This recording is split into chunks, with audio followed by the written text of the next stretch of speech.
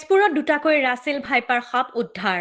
যোৱা 21 ফেব্ৰুৱাৰীত প্ৰথমটো উদ্ধাৰ কৰে সৰ্পবান্ধৱ অধ্যাপক সৌৰভ বৰকটকীয়ে বাম পৰ্বতীয়াৰ লুইতপাৰৰ নিবাসী প্ৰশান্ত শইকীয়াৰ ঘৰৰ বাৰাণ্ডাত। পুনৰ আনটো উদ্ধাৰ কৰে 5 জুলাই 12 মান বজাত তেজপুৰৰ ডিপুতাত। ৰাছেল ভাইপাৰ সাপ যিহেতু অতি বিষাক্ত আৰু সেইবাবে বৰকটকীয়ে এই বিষধৰ সাপবিধ বন বিভাগক জমা দিয়ে। ইয়াৰ পূৰ্বে 8টা ৰাছেল ভাইপাৰ সাপ বন বিভাগত জমা দিয়ে আৰু বন বিভাগত পৰামৰ্শ দিয়ে গুৱাহাটীৰ চিৰিয়াখানাত দিয়াৰ বাবে আৰু তেজপুৰ বন বিভাগেও চিৰিয়াখানাত জমা দিয়ে। বৰকটকীয়ে কয়, ৰাছেল ভাইপাৰ দক্ষিণ এছিয়াৰ আটাইতকৈ বিষধৰ সাপৰ ভিতৰত অন্যতম।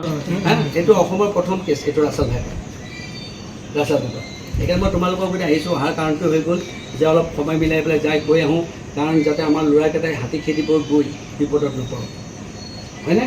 ই কিন্তু ঘাঁহৰ লগত মিলি থাকে, ই শুকান নৰাৰ লগত মিলি থাকে আৰু থাকে কিন্তু এনেকৈ এই গোল হৈ থাকে, যেনেকৈ দিছে তেনেকৈ থাকিব, ই ঘূৰি নুফুৰে। কিন্তু সি এনেকৈ থাকিব, সি প্ৰায় 3-4 ফুলত জাম্প কৰিব পাৰে, ই জাম্প কৰি দিব আৰু সেইটোৱে কিন্তু বিপদ হ'ব।